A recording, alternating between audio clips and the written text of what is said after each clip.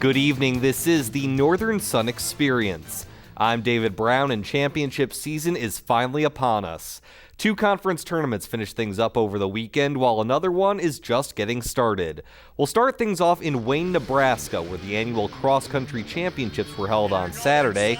More than 200 runners between the men's and women's divisions. We'll start in the men's division, where it was Sioux Falls' Bobby Brockmuller coming in ahead of a trio of Augustana finishers. The Cougar senior finishes the 8K with a time of 25:11:17, and after the race he talked about his strategy for winning. I let someone else lead into the last hill, and then with about, I'd say, 600 to go, I was feeling really good, and it was kind of a downhill, so I got up right beside Adam Brown, who was leading at that point, and then I just kind of decided to take off and see if they could stay with me, and I was fortunate enough to hold off the win. Let's go to the women's side of things. 117 competitors in this one. A big battle between Minnesota Duluth's Samantha Rivard and Northern State's Sasha Hovind. But in the end, it was Hovind who would cross the finish line first. She had a time of 21:19:75, and afterward she talked about how she was both mentally and physically prepared for the last leg of that race. Once we got through about the halfway, I just really pushed it, and our coach had us have mental checkpoints. And once I got to the last one, I just knew I had to give everything I had, and I just I came down that last hill into the finish, and I just gave it everything, and that was it. Here's a look at the final team results. Augustana's men and women both take the top spot this year. Sioux Falls also came in second in both divisions. Now, despite each school having 48 points on the women's side, the Vikings won a tiebreaker based on individual times over the Cougars. MSU Moorhead, Minnesota State, and Minnesota Duluth round out 3, 4, and 5 on the men's side, while Winona State, UMary, and MSU Moorhead are 3, 4, and 5 on the women's side. Well, from one championship to another, the conference soccer tournament finished up this weekend. We'll work our way up to the championship on Sunday by starting with the quarterfinals. Number 1 Minnesota State hosted number 8 Bemidji State. 9th minute off the ricochet, Corey Cronforce gets the header to go. She took a tumble as well, but she would be okay, and the Mavs would be okay as well. That's all they would need in a 1-0 victory. They would face the winner of number 5 Minot State at number 4 Upper Iowa, and like the Mavs, the Peacocks would get things done early. Amy Ronsky finds an opening in just the 2nd minute. Great view from the net cam. Upper Iowa keeper Caitlin Emanuel had 6 saves on the afternoon, and the Peacocks topped the Beavers 1-0 as well. In the other part of the bracket, number 7 Minnesota Duluth was at number 2 Augustana. Bulldogs already up 1-0, but Ashley Limmers makes a great save for the Vikings, one of her 5 on the afternoon. But UMD's Marissa Rosa proved to be stronger. This is one of her 4 saves, but no goals allowed. The Bulldogs topped the Vikings in an upset, 1-0. Our last quarterfinal pit Southwest Minnesota State at Winona State on a very rainy field last Wednesday. 20th minute, Taylor Zarin gets it ahead to Katie Baker, who takes advantage of the misplay for the wide open goal. Keeper Rachel Olison would do her part as well, notching 7 saves, and all 4 quarterfinal games end with a 1-0 final. So that set up the semifinal matchups in Mankato. Minnesota State, as the top remaining seed, hosted the rest of the tournament. The Mavericks took care of the Peacocks 1-0 on Friday, while Winona State topped Minnesota Duluth's potential Cinderella run 2-0. That set up a championship showdown and a rematch of the regular season finale between Winona State and Minnesota State. 23rd minute, Emily Morris with the corner kick, and Sydney Trotter gets the header. 1-0 Mavericks, and once again that'd be all they'd need. Keeper Molly McGough had 2 saves, and Minnesota State wins the conference championship 1-0. We had to battle. We knew we'd get everybody's best, and that's how this team has been all year. They've been able to step up and win the big games, and I think it just shows the resiliency and the character that they have. So just super proud of them. Well, with its conference title as well as a perfect record, Minnesota State receives the top seed in the central region of the NCAA tournament. 2 other NSIC teams also made the field of 48. Winona State is the 5th seed, and they will play 4th seed Southwest Baptist out of Missouri. The winner of that game will face the Mavericks in the 2nd round, so we could very well get a championship rematch just 1 week after the conference title game, which was 1 week after the regular season finale. Now, despite its first round loss, Augustana also made the final cut. They're the number 3 seed in the Central region and will face number 6 Central Oklahoma. The winner of that game faces number 2 seed Central Missouri. Well, the conference season may be over, but for some soccer players from another continent, it was one incredible ride. Marissa DiCandido has the story of 2 UMary soccer players whose love for the game has taken them to new heights above the pitch. For almost every University of Mary women's soccer game at home, they're in the press box. It was a dangerous... That is, if they don't have a game themselves. Unfortunately, you lost in the first round. Johnny Sellers and Alexander Boys are on the Marauders men's soccer team, but when they're off the pitch, they're doing play-by-play for the women. Sometimes we don't really talk about football as much, but what we do, we have a laugh. Sellers and Boys started doing the broadcast last year just for fun. She's always in the right place at the right time. And now they have quite the following. We post it up on social media, we get like Twitter and Facebook, like get everyone to watch, and it gets quite a lot of people watching. Like we've got people from England back home watching, some of the girls' parents are watching, and they all like to comment in, and like it's nice to have that interaction like with people from back home. But it's good for the teams, like Mary's just getting all over the map these days. They know the girls pretty well too, which makes for some fun conversations in the booth. The men's and women's soccer team have a really good relationship. We're good friends with a lot of the girls, and I think it helps that we're close, and they actually enjoy us commentating as well. They always ask, are you going to be doing it? And I think the parents really enjoy it. You actually can't win the game without scoring, just in case you didn't know. So with that success, the question is, would they consider a career in broadcasting? I used to want to be a commentator when I was a little kid,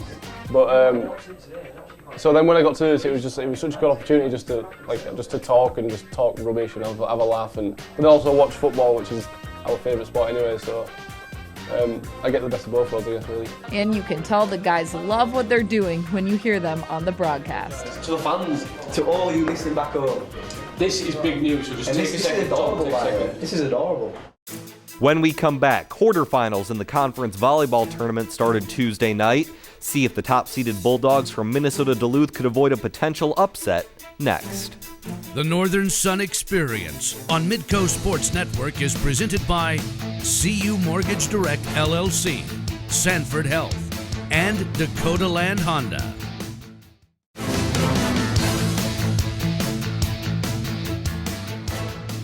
Welcome back to the Northern Sun Experience. 2 conference tournaments down and 1 to go in our marathon of championships this week. The NSIC volleyball quarterfinals got underway yesterday. We'll start in Duluth where the top-seeded Bulldogs were facing the 8 seed from Sioux Falls. Cougars prime for an upset. We're in the deciding 5th set, but Monica Turner sets up Mariah Scharf for the kill, and if it works once, why not do it again? Turner to Scharf, the Bulldogs are taking control. USF would try and keep it close. Michelle Ritland gets the kill here, but UMD would not be denied. This time it's Maddie Soroin with the kill, and the Bulldogs win set 5, 15-6, and take a close match, 3-2. They would face the winner of Winona State and Southwest Minnesota State. First set, the Mustangs' Sarah Parker with the hammer, one of her 7 kills on the night. Back come the Warriors, Danielle Rampart with the big kill for Winona State. But SMSU would be too much. Kenzie Beekman with one of her game-high 14 kills, and the Mustangs sweep the Warriors 3-0. Second seed Concordia St. Paul hosting Minnesota State. First set, Riley Hansen sets up Emma Lang for the kill, and the Golden Bears have an early lead. Back come the Mavericks. Persistence pays off for Krista Hassing, one of her 14 kills. Minnesota State took set 2, but that would be it. Casey Williams sets up Hansen later in the match. Concordia St. Paul tops Minnesota State 3-1. In our last semifinal matchup, number 3 Wayne State topped the 6-seed Northern State. So here's a look at the Final Four. All matches will be held in Duluth since UMD is the highest remaining seed.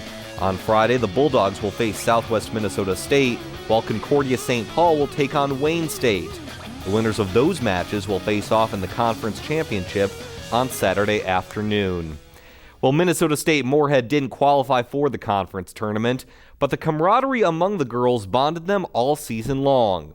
And as our Dragons correspondent Kenny Buck explains, one player in particular brought a unique family atmosphere to the court.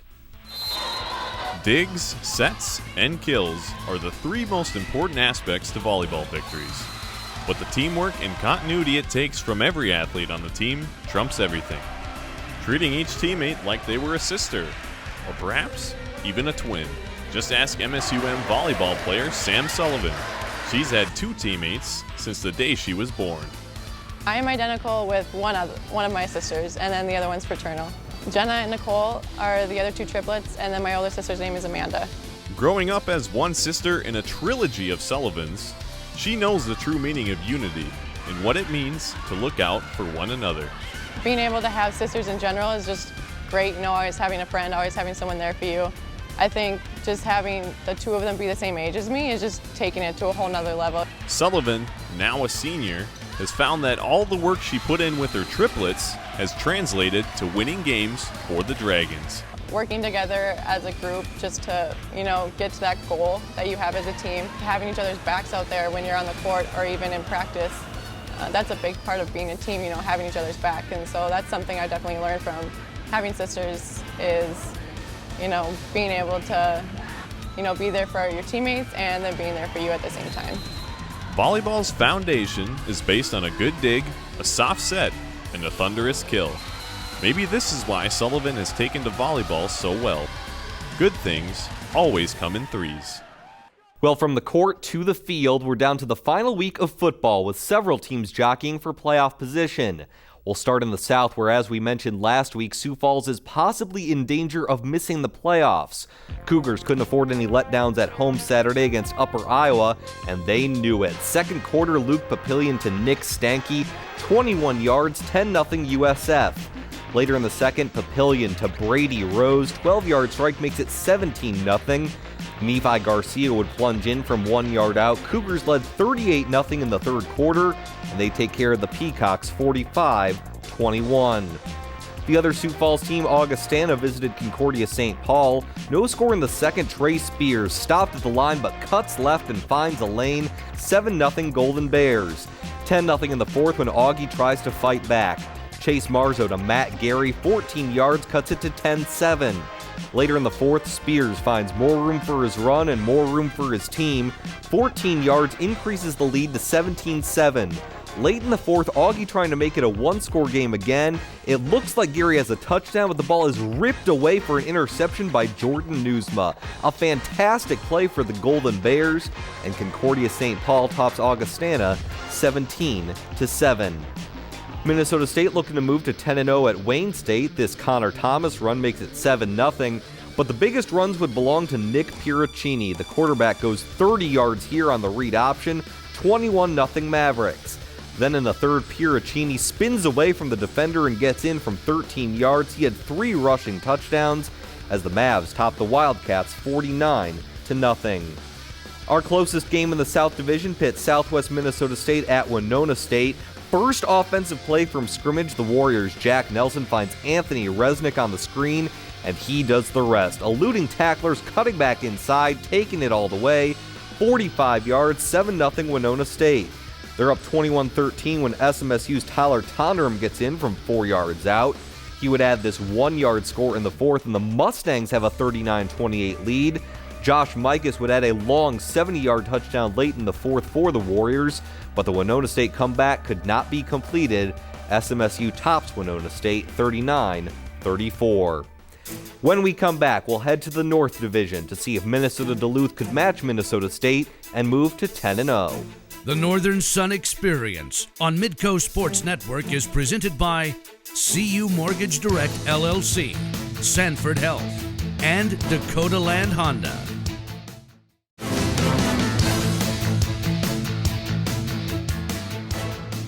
Welcome back. Ever since a narrow 23-22 overtime victory over Augustana back in Week 2, Minnesota Duluth has won 6 of its past 7 football games by double digits.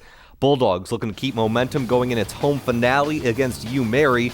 First quarter, Bo Bofferding finds some room off the right side, 3-yard touchdown, 8-0 UMD. Back comes UMary, a fake field goal on 4th and goal. Ben Jala finds Zach Podol for the score, cutting things to 8-7. More great plays later from Duluth. Drew Bauer tries the run, but he backs up, reverses field, and finds a wide-open Justin Folks, and he does the rest. 57 yards to the house, Bulldogs take a 15-7 lead. Still in the first quarter, and the magic has just begun. Another trick play. this time a fake punt run from Andrew Breeze, 22 yards to midfield. That would set up another Boffording touchdown, 21-7 at that point, and the Bulldogs win a shootout 53-35. In other North Division action, Northern State hosted Minnesota Crookston. Wolves up 21-6 in the second and looking for more. Jared Jacobson fumbles the snap, but still gets it off to Zach Barber, who does the rest. 24 yards makes it 28-6 Northern. Later in the second, Jacobson goes up top and finds Nathan Mangan, 12-yard strike, and it's 35-6. Then just before halftime, Jacobson keeps it himself on the 2-yard run, 42-6 at the break, and the Wolves top the Golden Eagles 62-13. St. Cloud State looking to put together a winning streak at Minot State. Nate Meyer with the throwback screen to Merriam Starlin, and he goes up the left sideline. 26 yards, 10-0 Huskies. Second quarter, Husky D stepping up as Bryce Broom sweeps in for the interception. That would lead to this short Nate Meyer score, and the Huskies top the Beavers 27-14. The other Beaver team, Bemidji State, hoping for better luck against Minnesota State Moorhead in the game for the Battle Axe. First quarter, Tahi Nomain. Extra effort, 7-0 Bemidji State right as the snow starts. Second quarter, Zane Medhog gets the option, 1-yard score, and we're tied at 7. Third quarter, Demetrius Carr decides to keep it himself. 7-yard run and a 7-point lead for the Dragons. They're up 20-14 when Medhog gets the pitch and no one's gonna catch him. 68 yards up the left sideline, he had an 85-yard touchdown as well. 27-14 Dragons. Late fourth, Jordan Hine finds Brady Schmidt 20 yards away, cutting the lead to 6. Beavers with a chance for the winning score late in the game, but Hine's pass to the end zone is picked off by Ave Rorich, and the Battle Axe stays with Moorhead, 27-21, the final. Well, as we mentioned earlier in this show, Sioux Falls was on the outside looking in last week, and unfortunately for Cougar fans, nothing has changed this week. USF remains 7th in the Super Region 3 rankings. Remember, only the top 6 teams get into the playoffs. The only thing the Cougars can do is win this weekend against the Wildcats and hope for the best. When we come back, our Under the Northern Sun feature spotlights Bemidji State.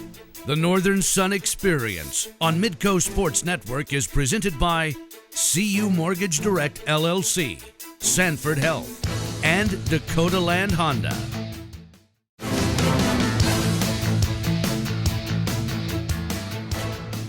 Welcome back. As we do every week, it's time for Under the Northern Sun, where we spotlight one of our member schools. Tonight, it's Bemidji State University, where the outdoor atmosphere adds something unique to the student experience. Welcome to Bemidji State University. We are a center for innovation and excellence in northern Minnesota and an essential partner in the region's economic vitality and quality of life. Our 5,000 students thrive on a friendly lakeside campus with a century of tradition and unmatched access to outdoor recreation.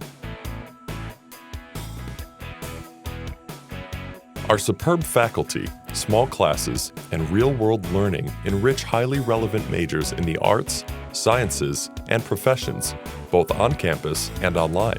Students gain multicultural awareness, respect for the earth, and an appreciation of what it means to be a citizen.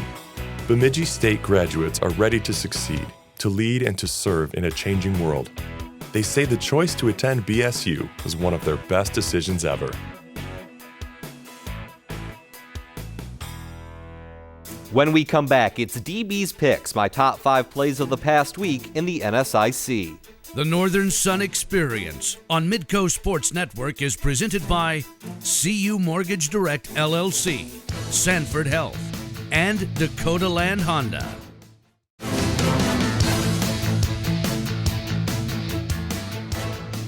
Welcome back to the Northern Sun Experience. Well, it's time for the best of the best, the top 5 plays of the past week in the NSIC. At number 5, we head to Mankato, where Minnesota State is once again ahead above the rest. This header from Sidney Trotter gave the Mavericks a 1-0 lead in the conference championship, and that's all they would need. Minnesota State topped Winona State to maintain its perfect season and be crowned NSIC champions. At number 4, we head to Duluth, where UMary pulls off the fake field goal. On 4th and goal, Ben Jolliffe rolls out and finds Zach Podol for the score. Check it out again. The Marauders would eventually fall to Minnesota Duluth 53-35, but a very real and very spectacular fake checks in at number 4 of my top 5. For number 3, we go to Winona, where Anthony Resnick is the weaving warrior. He takes the screen from Jack Nelson and maneuvers his way around tacklers, cuts back inside, and heads toward the end zone. This 45-yard score gave Winona State an early lead, and while the Warriors eventually lost to Southwest Minnesota State, this play from jersey number 3 checks in at number 3. For number 2, we go north to St. Paul, where Jordan Newsma makes the play of the game, ripping this touchdown away from Augustana's Matt Gary to preserve a Concordia St. Paul victory. Check it out one more time. Newsma just wrestles it away from Gary on the way down, kind of similar to that Seattle Green Bay Fail Mary, only this time the interception counts. The Golden Bears would top the Vikings 17-7 thanks to this play at number 2, which kept it a 2-score game. But for number 1, we go back to Duluth, where just like Jack Bauer, Drew Bauer is eluding all the bad guys and getting things done. The Bulldog QB stops in his tracks, reverses field, and finds Justin Folks wide open for a 57-yard touchdown. UMD moves to 10-0 with its win over UMary, keeping themselves firmly atop the North Division standings with the top play of the past week. For all of us at Midco Sports Network, I'm David Brown, and we'll see you next week on The Experience.